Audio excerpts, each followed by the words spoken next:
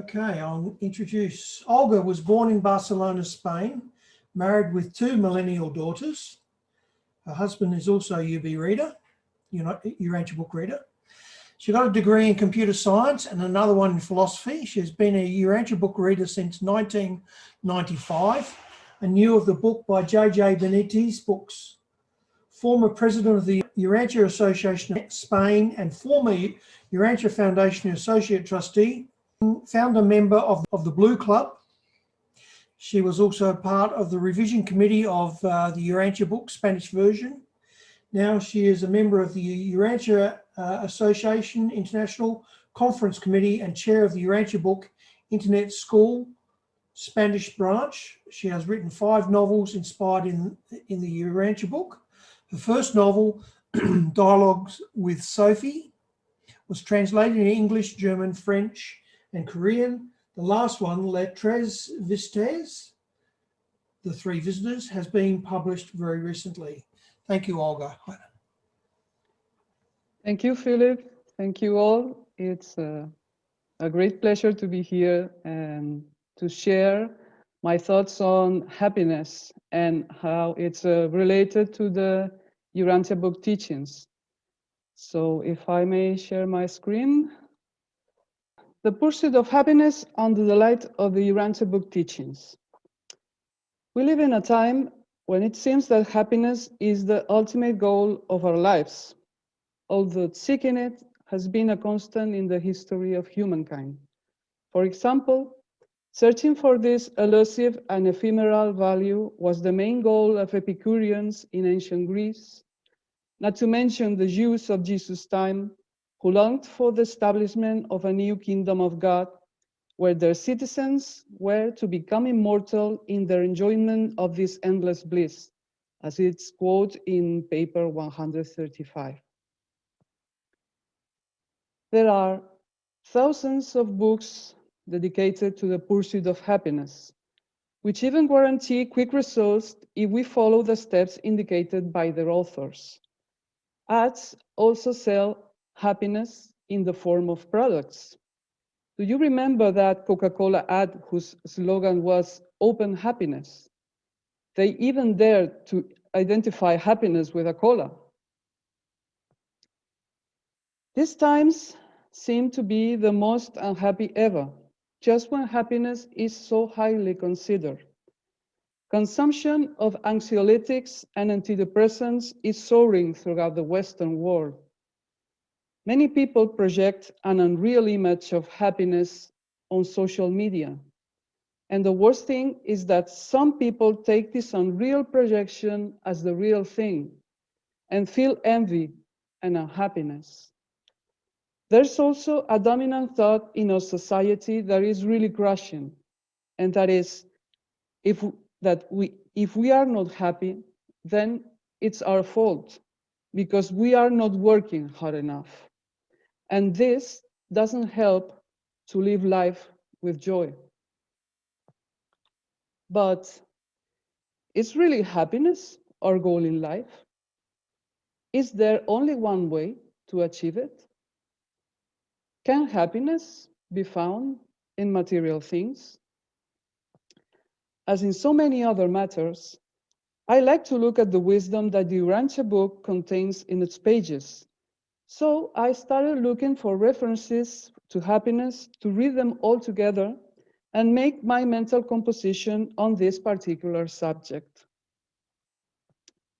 One of the things that caught my attention was that of all the references I found in the book, about 14 of them refer to a happiness or bliss experienced beyond this planet.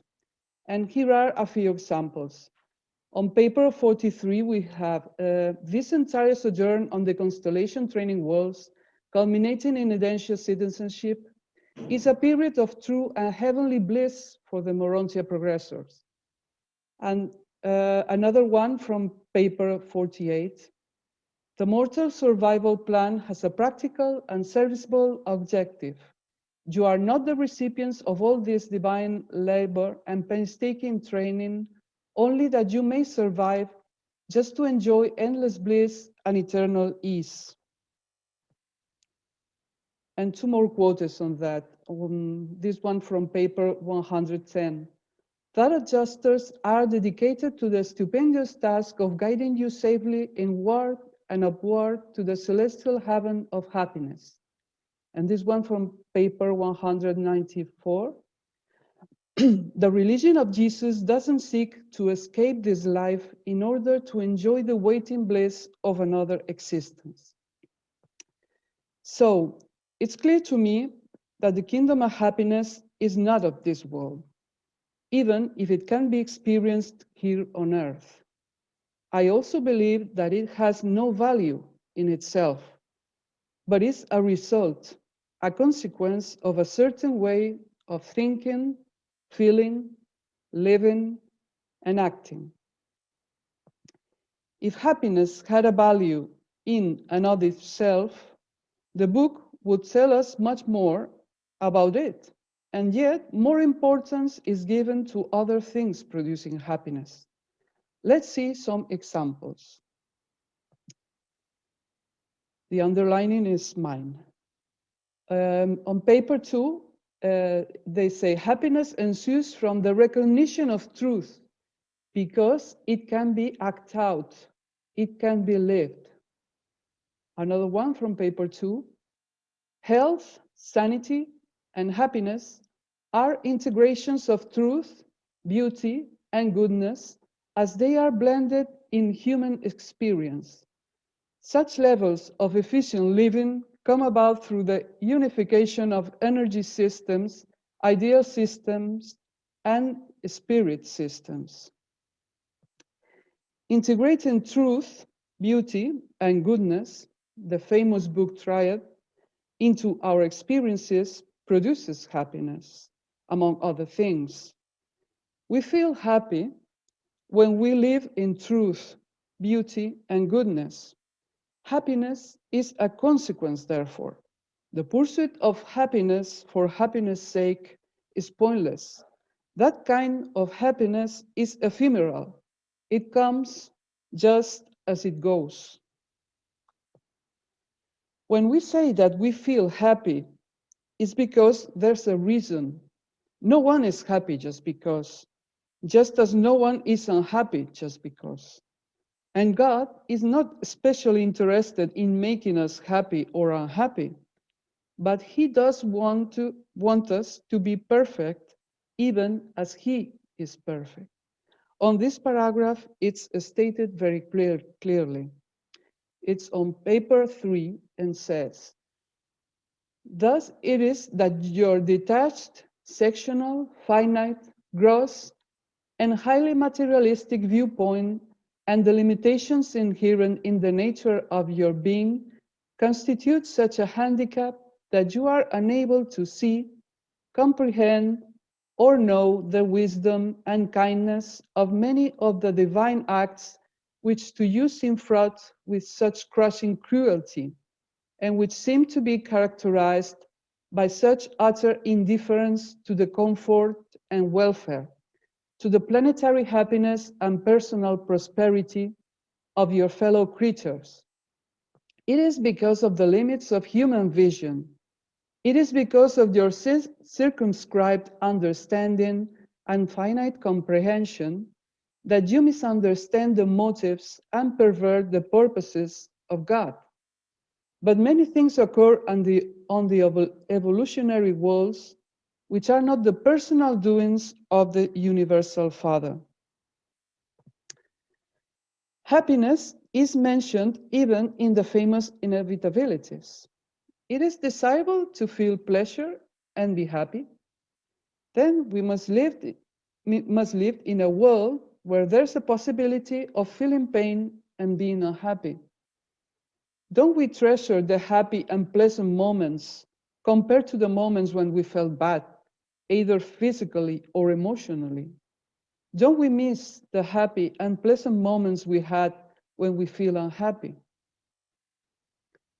And this is the part in the inevitabilities where happiness appears, is point number 9. Is pleasure, the satisfaction of happiness, desirable? then must man live in a world where the alternative of pain and the likelihood of suffering are ever-present experiential possibilities.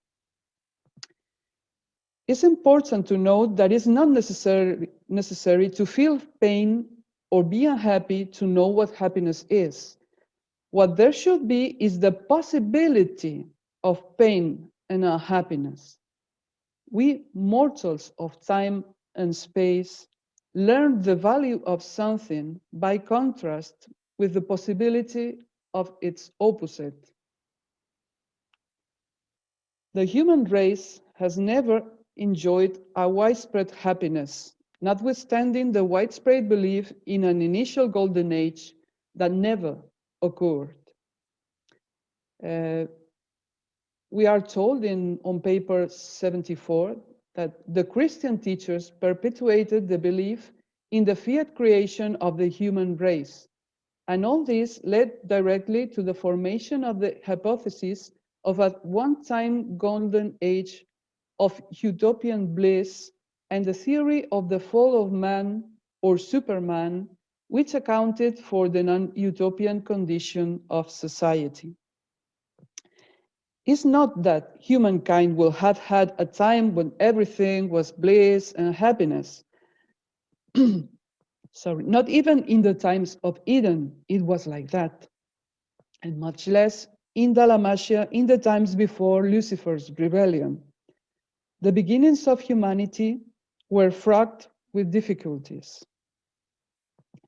In another of the best-known passages of the book, that of the affirmations of human philosophy that have their counterpart in the Urantia Mota, a revealing affirmation is made regarding happiness. Its effort doesn't always produce joy, but there's no happiness without intelligent effort. This statement suggests something that we already sense. Happiness doesn't come just because, but one must strive to achieve it. In addition, this effort must be intelligent too, that is, made with sensibility and with an objective in mind. On paper 55, where revelators talk about what societies are like in a planet in light and life, the pursuit of happiness is closely related to personal realization and self-cultivation. And it said, the provisions for competitive play, humor, and other phases of personal and group achievement are ample and appropriate.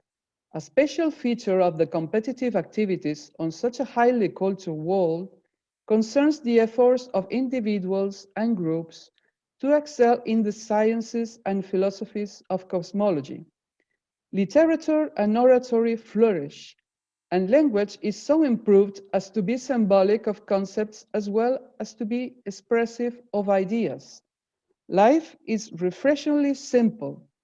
Man has at last coordinated a high state of mechanical development with an aspiring intellectual attainment and has overshadowed both with an exquisite spiritual achievement.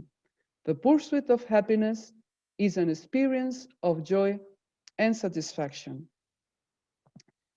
But this applies not only to worlds settled in light and life, but also to our humankind in its present state of civilization.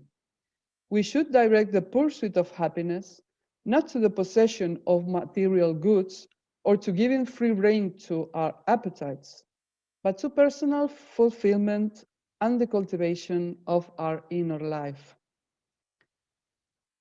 On paper 70, we are given a curious formula containing 3 factors that make up happiness.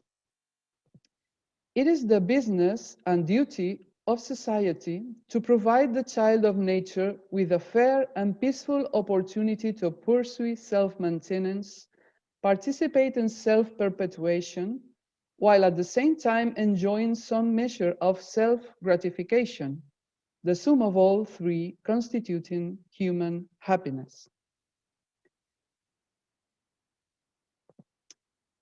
And also, it's striking that the revelators refer to the happiness produced by the social institution of marriage. Happiness is precisely one of the beneficial products generated by marriage, although the revelators do not highlight it over other beneficial aspects. Following are these quotes that illustrate this. The first one is on paper 83 and says, "Pair marriage favors and fosters that intimate understanding and effective cooperation, which is best for parental happiness, child welfare, and social efficiency. Marriage, which began in crude coercion, is gradually evolving into a magnificent institution of self-culture, self-control, self-expression, and self-perpetuation." And another one from the same paper. "Marriage always has been and still is man's supreme dream of temporal ideality.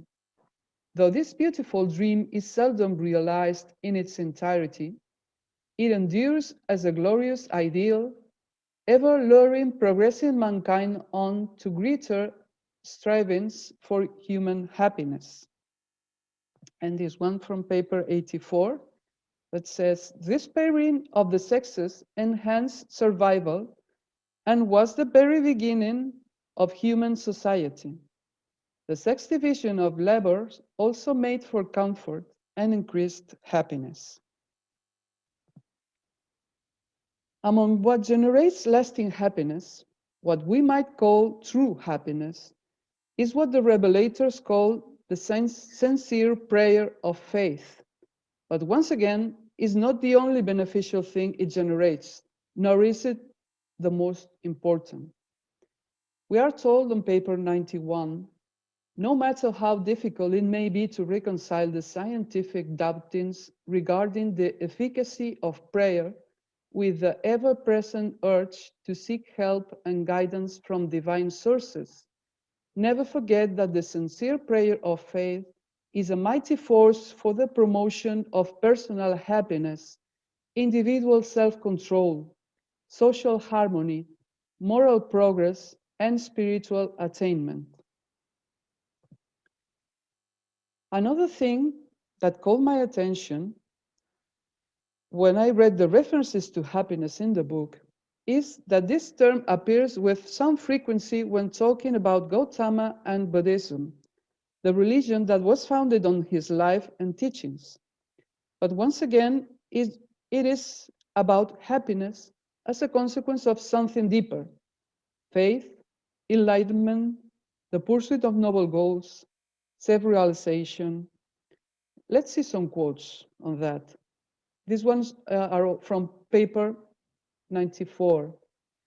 "Gautama began sending his students out in groups of 60 to proclaim to the people of India the glad tidings of free salvation, that all men, high and low, can attain bliss by faith in righteousness and justice."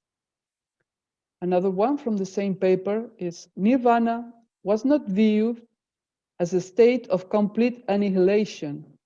It implied a condition of supreme enlightenment and supernal bliss, wherein all fetters binding man to the material world had been broken." Unfortunately, his doctrine was distorted by his successors, who focused too much on the fact that any human effort is unpleasant and painful. We see here some quotes from the same paper, 94. "His followers overlooked the fact that the highest happiness is linked with the intelligent and enthusiastic pursuit of worthy goals, and that such achievements constitute true progress in cosmic self-realization." And another one from the same paper, "Buddhism is a living, growing religion today because it succeeds in conserving many of the highest moral values of its adherents. It promotes calmness and self-control, augments serenity and happiness, and does much to prevent sorrow and mourning. Those who believe this philosophy live better lives than many who do not. So, despite the distortions suffered by Gautama's teachings, Buddhism has preserved a good part of the values transmitted by its founder. It has been a few decades since the Buddhist teachings began to take hold in the West, and many disenchanted with Christianity and its teachings on guilt have embraced these other beliefs that at least hold us accountable for our actions alone, without carrying the guilt inherited from a nebulous original sin. This is much more liberating and happiness generating than it might seem at first glance. Of course, ultimate happiness is only attained in paradise as the final reward for faith. And let's look at this paragraph, which talks about one of the variants of Buddhism, the belief in the Amida Buddha. These believers proclaimed that this new salvation is attained by faith in the divine mercies and loving care of Amida, God of the paradise in the West. In their religion, they cling to faith in the all-merciful Amida, who so loves the world that he will not suffer one mortal who calls on his name in true faith and with a pure heart to fail in the attainment of the supernal happiness of paradise. In the fourth part, on paper 131, where we are told that Jesus and Ganit dedicated themselves to compiling extracts of religious and philosophical texts from other cultures and religions, happiness is also mentioned when extracting the truths of Buddhism. Unrighteousness is contemptible, sin is despicable, evil is degrading, whether held in thought or wrought out in deeds. Pain and sorrow follow in the path of evil as the dust follows the wind. Happiness and peace of mind follow pure thinking and virtuous living as the shadow follows the substance of material things. And another quote from the same paper. No religionist may hope to attain the enlightenment of immortal wisdom who persists in being slothful, indolent, feeble, idle, shameless, and selfish, but who is thoughtful, prudent, reflective, fervent, and earnest, even while he yet lives on earth, may attain the supreme enlightenment of the peace and liberty of divine wisdom. Remember, every act shall receive its reward. Evil results in sorrow and sin ends in pain. Joy and happiness are the outcome of a good life. Even the evildoer enjoys a season of grace before the time of the full ripening of his evil deeds. And justice done to your fellows shall come back upon you. The Creator cannot escape the destiny of his deeds. And more revealing quotes from this paper. The tamed mind yields happiness. He is the greatest of warriors who overcomes and subdues himself.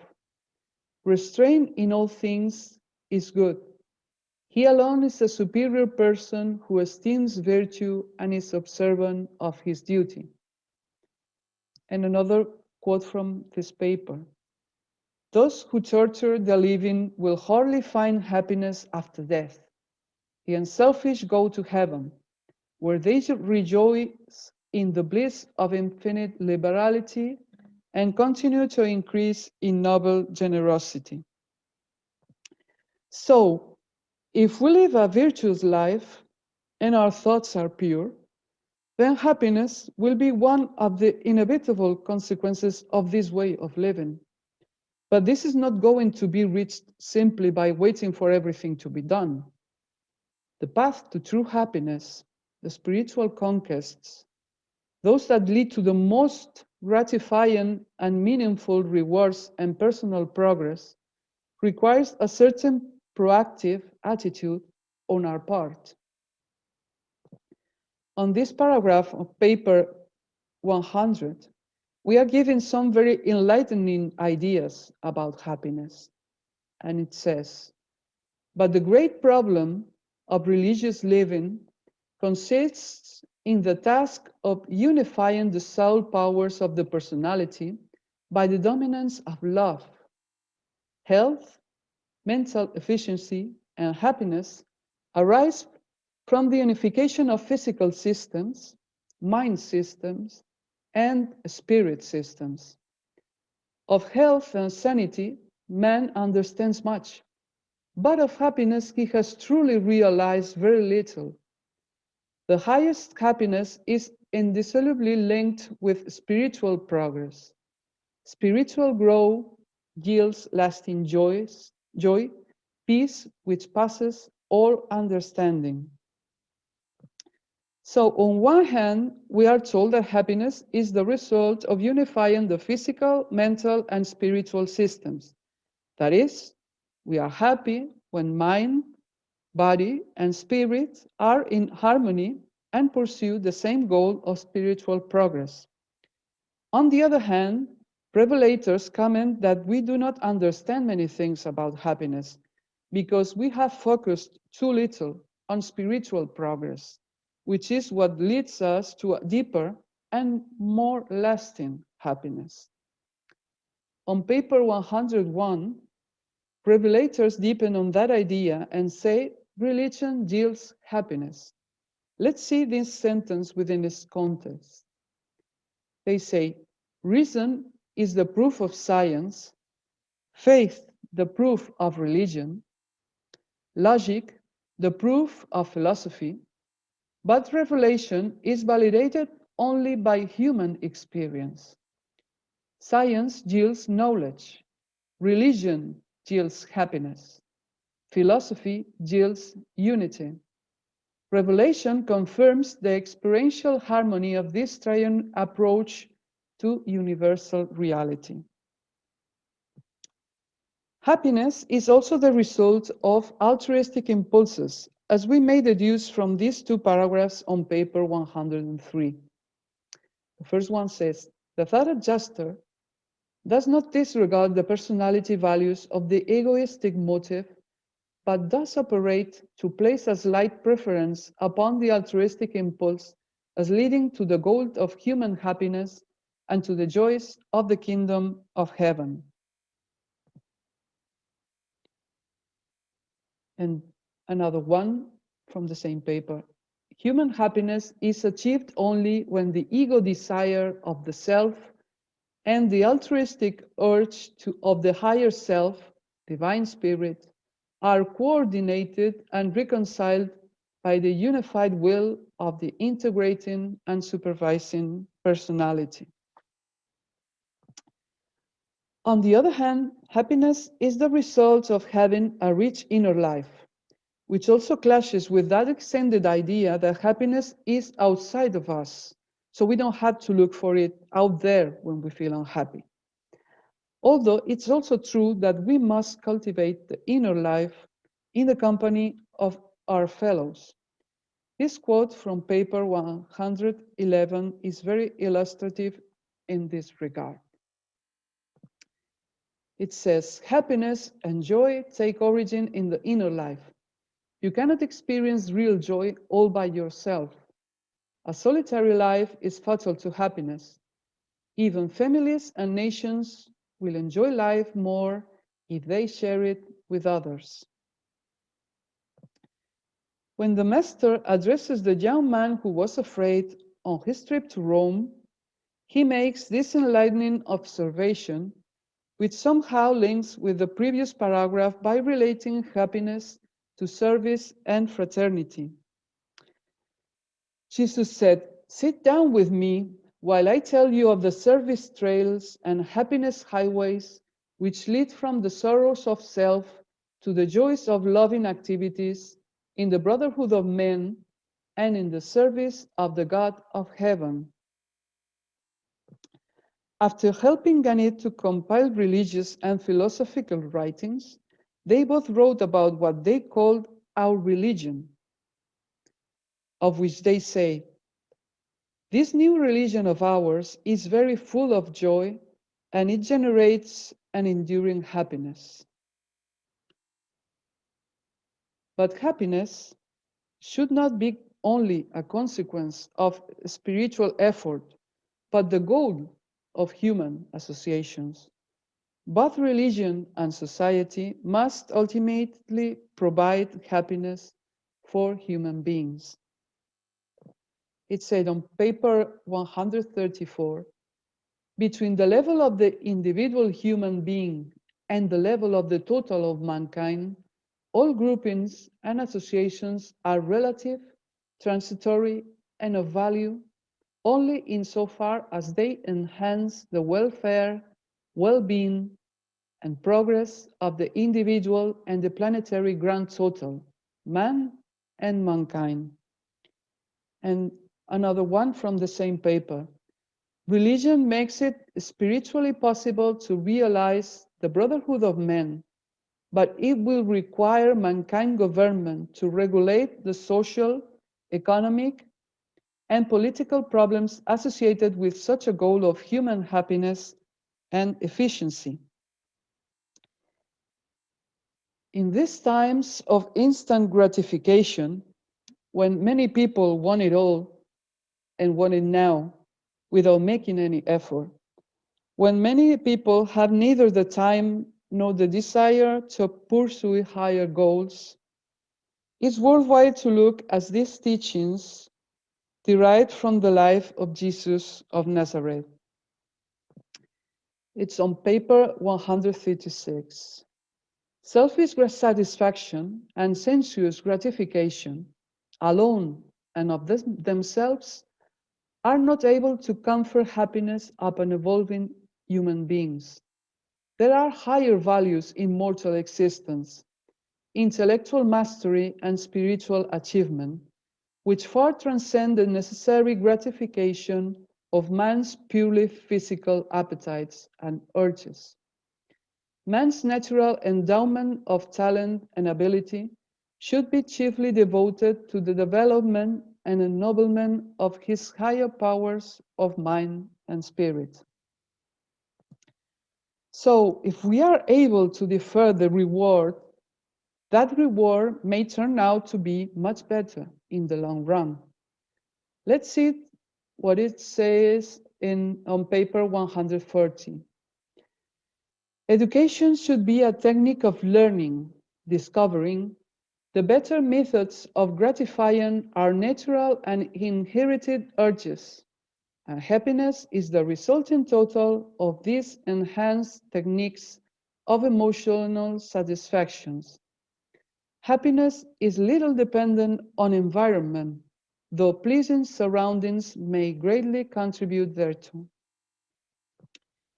In this last paragraph, something is said that is worth highlighting, although many of us have already sensed it. Happiness is little dependent on environment. So it doesn't depend on whether you were born rich or poor. You can be poor and happy and also rich and unhappy. That typical and cliche phrase that money can't buy happiness is still true. Although there are many nuances and sophistic reasoning about it. For example, when someone says, "Money can buy happiness, but I prefer to cry on board my yacht." Do you really? I don't think anyone would rather be unhappy, whether they're on a luxury yacht or in a shack. It's true that financial security helps, but it's not necessary or sufficient to be happy. No, happiness is a product of other things that have nothing to do with material wealth. On paper 140, when we are told about the ordination of the 12 apostles and Jesus pronounced his famous ordination sermon, they make very interesting remarks on happiness. For example, this one, the faith and the love of these beatitudes strengthen moral character and create happiness. Fear and anger weaken character and destroy happiness. This momentous sermon started out upon the note of happiness. And this is another quote from the same paper. Happy are the poor in spirit, the humble. To a child, happiness is the satisfaction and immediate pleasure craving. The adult is willing to sow seeds of self-denial in order to reap subsequent harvests of augmented happiness. In Jesus' times and since, happiness has all too often been associated with the idea of the possession of wealth. In the story of the Pharisee and the publican praying in the temple, the one felt rich in spirit, egotistical. The other felt poor in spirit, humble. One was self-sufficient. The other was teachable and truth-seeking. The poor in spirit seek for goals of spiritual wealth, for God. And such seekers after truth do not have to wait for rewards in a distant future. They are rewarded now. They find the kingdom of heaven within their own hearts, and they experience such happiness now. Don't we remember the behavior of children who find it so difficult to act for later gratification? Many of our fellows, unfortunately, behave like children. But he who pursues spiritual treasures and does not hear the siren songs of those who offer us quick recipes for happiness in material goods will enjoy a much deeper and lasting happiness, and will enjoy it now. Even when the gratification is deferred, they will be at peace, for they will know that the reward will come sooner or later, and maybe even greater than expected. What is more, affliction, in the face of suffering, if it moves us to react to it in order to remedy it, leads to a deeper and more lasting happiness. As it said on paper 140, happy are they who mourn, for they shall be comforted. So-called common sense or the best of logic will never suggest that happiness could be derived from mourning. But Jesus did not refer to outward or ostentatious mourning. He alluded to an emotional attitude of tender-heartedness. Being sensitive and responsive to human need creates genuine and lasting happiness, while such kindly attitudes safeguard the soul from the destructive influences of anger, hate, and suspicion. And following is another way of stating the above-mentioned phrase, money can buy happiness. Jesus frequently warned his listeners against covetousness, declaring that a man's happiness consists not in the abundance of his material possessions. He constantly reiterated, "What shall it profit a man if he gain the whole world and lose his own soul?" He made no direct attack on the possession of property, but he did insist that it is eternally essential that spiritual values come first. So there is no happiness possible if we lose our soul in front of purely material yearnings for money and power. No, our priorities must be different. To pursue spiritual values, imperishable treasures much more valuable that do give us true happiness, eternal happiness. And that's what Jesus says in his message to the disciples and believers in the gospel that may be perfectly applied to all of us. Those who accept this teaching are filled with joy and in their hearts are constrained to rejoice evermore. Increasing happiness is always the experience of all who are certain about God.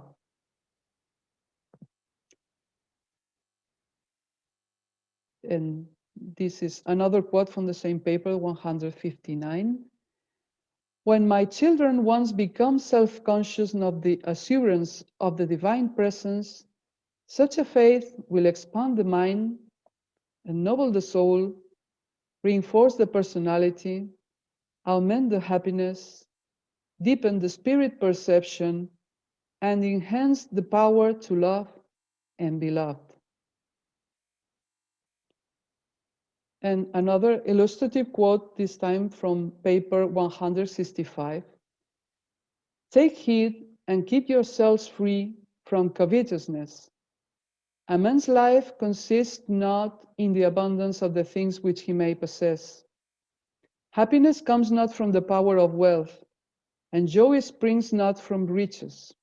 Wealth in itself is not a curse, but the love of riches many times leads to such devotion to the things of this world that the soul becomes blinded to the beautiful attractions of the spiritual realities of the kingdom of God on earth and to the joys of eternal life in heaven.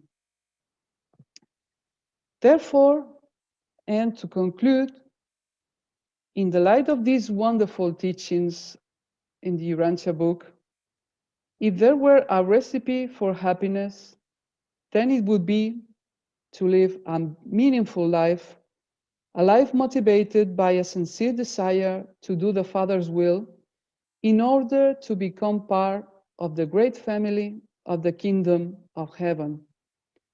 This and no other happiness is one that matters. And that's all. Thank you so much for your attention. Thank you so much, Olga, for your presentation. It really came to me how important happiness is, and not in the material world, but by serving and feeling connected with your brothers and sisters. And that's a special kind of joy, even words are not enough to describe the feeling inside. And you show it so much in your text from the Urantia book. It's Yeah. very important feeling to me. Thank you. Yeah, one of the things that I wanted to highlight in my presentation was that the idea of happiness that we have in the society is in common or in general, and the difference that it makes to believe in the Urantia book teachings and the way that we see happiness when we live according to the teachings of the Urantia book, because it's completely different. The idea of happiness that we have, it's to me, well, it's a world of difference. Yes. Because it's much more profound and much more meaningful than the superficial idea of happiness that many people have outside. So one of the things that I would like to do for people is to convey this happiness and this idea, because and even more during these times of pandemic, because I wrote my presentation before the pandemic, but now I see that people are is more unhappy than ever than years before, because the uncertainty of the situation and all of the problems that are surrounding us. So it would be great to convey the people, or to transmit our way to see happiness, and our way to live the teachings as well. Yeah, I feel what you're saying, and some people around me who don't are readers say, "Oh, so long you go online for webinars like this." I say, "Oh, it's like a whole week vacation for me being in that crowd with my brothers and sisters, I can recharge myself and get inspired. And they look at me and I think, okay, just look at me, I'm going to do it. But they also notice that I'm stable and happy, and they get curious and want to know a little bit more. And I think that's important, spreading that happiness by living by example. Yeah. Yes. Yeah, it's true that when we are happy, it shows outside. It's people notice and said, "Oh, why are this person so happy or so luminous?" So, and well, it's a good way to show our way to be happy or to feel at peace within ourselves. Yes. Yes. Go ahead, Andre. Right? Olga, good morning. Here in Canada is 5:22 in the morning. I Wow. woke up and it is your subject. I hear you, and I find you've done a very huge work to compile all this sentence, and I'm very happy to see that you talk about the Buddhists comparing inside the book, the blue book, and I have a question: is Buddhist popular philosophy in Spain? I'm so. Is Buddhist popular in Spain? Mhm. Well, The it's quite popular among truth seekers. Yeah. Yeah, many people disenchanted with Catholicism and Christianity in general tend to look for Eastern philosophies, and Buddhism is, yeah, it has some popularity in Spain. and beside all the work you have done, Olga, I look at you. You you you are happy, and you show it by your image, and that's convincing. Thank you. Well, thank you so much. Yeah, I don't want to look well. I want to be as most sincere as possible. The Canadians are nice, Olga. Yeah, well, to talk about happiness, I must be happy myself. Otherwise, it's hypocritical. Yeah.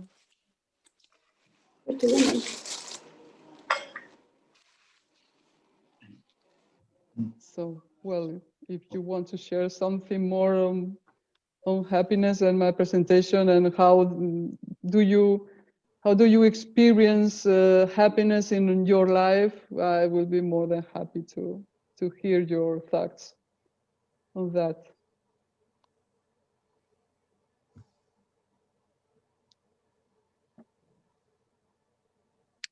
Olga. Yeah.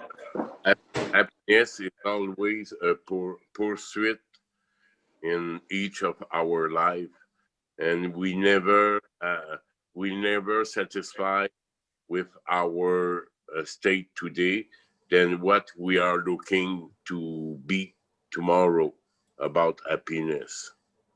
And you explain it very well. You put a lot of quote in your work, but I follow each of them, and you have you for sure you have an accent when you speak in English. Yeah. But it's crystal clear. You're not difficult to listen because Thank you. I'm a French speaking person. Like add the color of my language and my me too. I have a strong accent in English, but I deal with it. Thank you. Yeah, thank you. That was one of my concerns because I'm not used to make a presentation in English, but well, I'm happy to hear that. Thank you. If there's no more questions, Yeah, I could just mention something. You know, when Jesus gave the ordination sermon, every single one of his beatitudes, as they're called, starts off with happy. Happy are those who are poor, for the kingdom of heaven belongs to them. Happy are those who mourn. Happy are those who are humble. Happy are those who desire to do God's will. Happy are those who are merciful, the pure in heart, those who seek peace, and those who are persecuted. So there's a whole list there of happy qualities, which are fantastic. Little note that I hope one day to actually memorize that thing, because it's such a wonderful little teaching aid, I find, about happiness, the kingdom happiness. You know, like one thing I appreciate about your talk is that you actually prioritize the values. You know, like you prioritize that the spiritual comes first.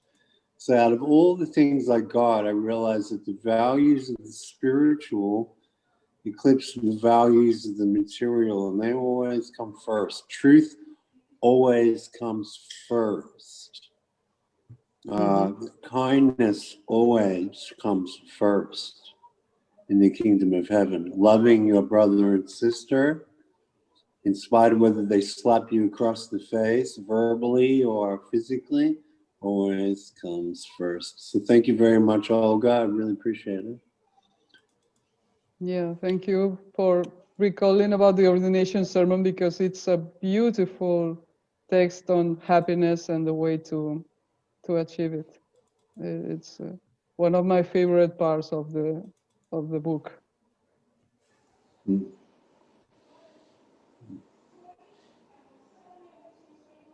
Okay, well, I think now might be the time to stretch our legs, have a break.